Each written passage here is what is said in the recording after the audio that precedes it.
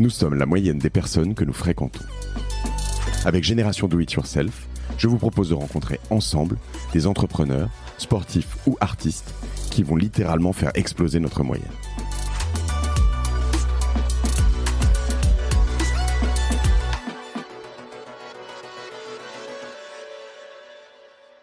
Pour le fun, une des raisons pour lesquelles j'ai quitté Lazare et rejoint cette interview, je vais en dire un mot, alors que, il y a deux raisons. Il y a évidemment une querelle de pouvoir complètement stérile chez Lazare, mais il y a aussi la volonté de me dire, tu sais quoi, dans une position confortable où effectivement il y a des dizaines, des centaines de milliers de banquiers, je vais repartir de zéro. Et je suis reparti de zéro. Pas tout à fait vrai d'ailleurs, parce qu'on est parti à 5 personnes, 5 banquiers, mais on a recréé une structure, là aussi de zéro. Cette interview n'existait pas en Europe du tout, c'était à Londres, mais pas en Europe continentale, et on s'est dit le fun de l'aventure.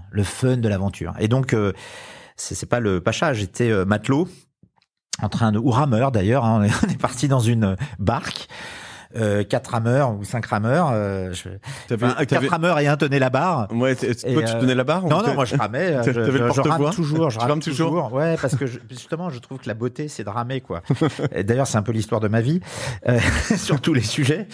Mais je l'ai fait délibérément et sciemment en me disant, tu sais quoi, on va se remettre en cause, on va repartir de zéro et on va voir si on est capable de le faire. Bon. Et c'est ce que j'ai trouvé génial dans cette aventure. À nouveau, on est parti à 5. Aujourd'hui, on est 50 et en partant de zéro en 2020, on est dans les tout premiers en France.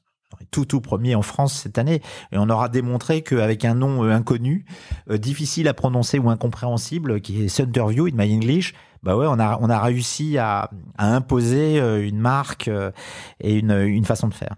Ça, c'est quoi? Je pense que c'est le résultat de la passion.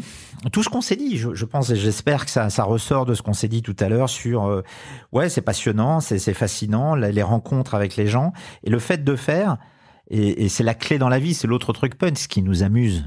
Moi, je pense que la vie passe super vite, elle a pas de sens, on l'a dit, on va mourir demain. Bon, en tout cas, il faut vivre donc il faut faire des trucs qui nous font marrer, quoi. Et marrer, c'est pas truc rigolo juste, c'est des trucs passionnants et qui ont du sens. Moi, c'est ce que je fais. Quand je dis moi, c'est l'équipe qui est la mienne, dans laquelle je suis, un membre à part entière, au même titre que les autres, et moi-même. Et donc, on fait ça avec passion, quoi. Donc, le driver. Je déteste ce mot anglais et les mots anglais, mais le moteur, c'est la passion et le fait de s'amuser. Donc voilà ce qui nous anime, quoi. Je sais pas si j'ai répondu à ta question. Si tu as répondu, après je vais rebondir sur comment, parce que il y a quand même là-dessus, là tu m'as presque répondu pourquoi ou quoi. Ouais. Sur les volumes horaires. Ouais, non, et puis comment t'attribues ton temps à quoi, comment, et comment tu restes sain d'esprit en faisant autant de choses, etc. Mais je voulais dire quoi, faire ce qui nous amuse, ce qui nous anime. Je voulais rebondir sur un truc, mais je l'ai plus. Tant pis, c'est pas grave. C'est pas grave, parce que sur le. Enfin, d'abord, je reste sain d'esprit parce que je fais plein de choses différentes. Moi, d'ailleurs, sain d'esprit, je ne sais pas. Il faudrait que je m'allonge et qu'on y passe des heures. Enfin, moi et tout le monde, hein, c'est pas moi, mais pour voir si effectivement je suis sain d'esprit. Ce qui est sûr, c'est que ce qui me maintient vivant, c'est le fait de faire plein de choses et plein de choses différentes. Et le fait de passer une acquisition du secteur du luxe à une session dans le secteur du bâtiment, je dis n'importe quoi, à Radio Nova, puis à Rock en Seine, puis au Monde, puis à ouvrir une boulangerie comme on l'a fait sur les Champs-Élysées qui s'appelle Louise. J'invite tout le monde à y aller. Ouais, c'est ça. Une boulangerie sur les Champs-Élysées. Ouais, avec une des sociétés qu'on a créées avec Xavier Niel et Mouaz Zouari, qui s'appelle Teract.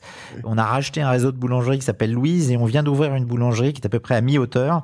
À gauche, quand on descend comme ça, quand tu iras, de l'Arc de Triomphe vers la Concorde, à gauche, tu verras, il y a la boulangerie Louise.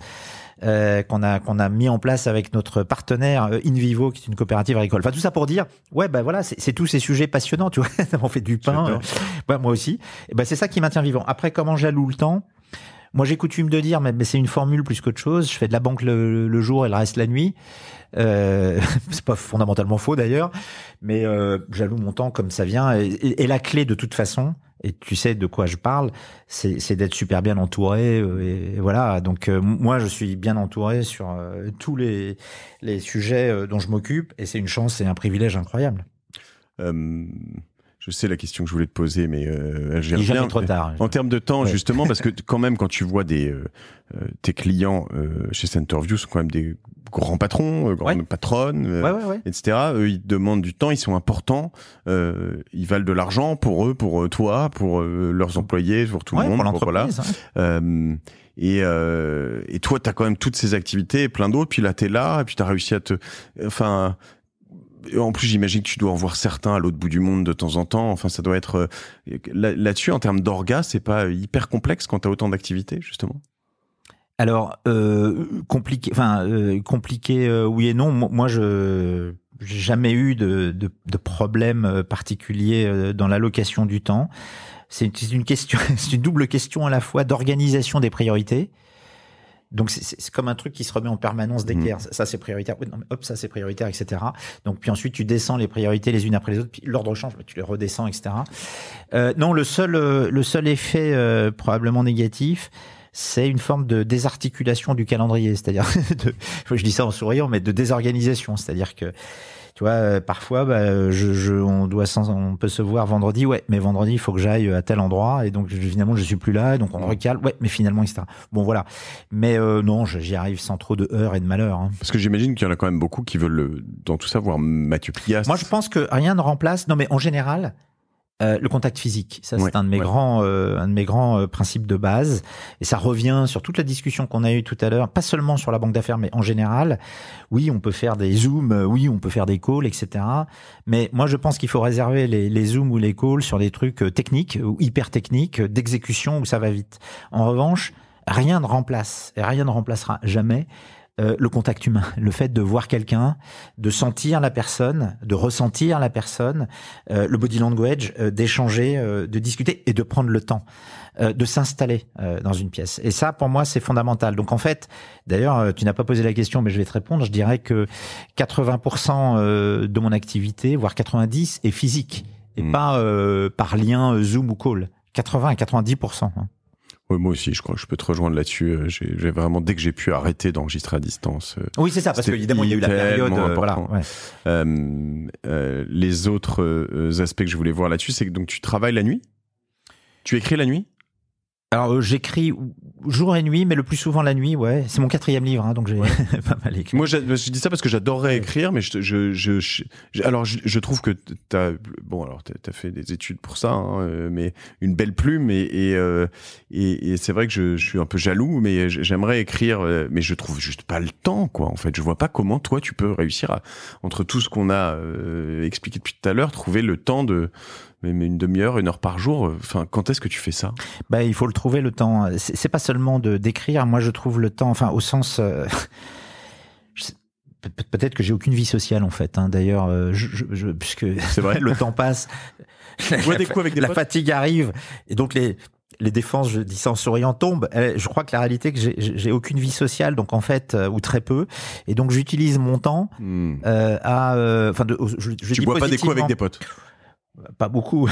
Non, mais je sors très peu. Je sors jamais, même d'ailleurs jamais, sauf dans les concerts ou les festivals, mais qui sont les nôtres. Mais sinon jamais.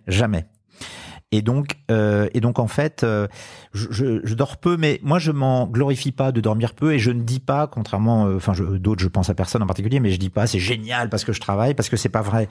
Je la subis plutôt qu'autre chose, l'insomnie.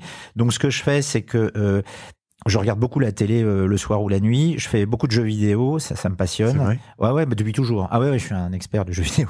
Tu joues quoi ? Je suis dans le dernier Assassin's Creed, là, PS5. Mirage, PS5, ouais, bien sûr. Enfin, je dis bien sûr, pas que, parce que j'ai d'autres consoles, mais en l'occurrence là sur PS5. Et ça me passionne, c'est une espèce de discipline. Alors parfois, je vis des moments difficiles parce que, par exemple, la nuit, je joue à Mario Kart en ligne. Et je me fais battre par des jeunes Chinois qui ont 6 ans ou 7 ans, 8 ans.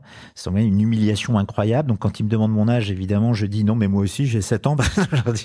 Et ils arrivent à mettre un tour sur 3 tours, ce qui est assez balèze. Hein. Je veux dire, quand tu connais. Voilà, donc je fais ça. Je lis beaucoup parce que j'aime. Hein. C'est pas du tout une. Moi, la littérature, ça fait partie de ma vie comme la musique. J'écoute énormément de musique. Et puis j'écris un peu. À chaque fois et voilà quoi, donc ouais, mais peut-être c'est au prix de ma vie sociale. Ouais. Alors j'ai encore une vie sociale, c'est peut-être ça. Tu fais du sport ?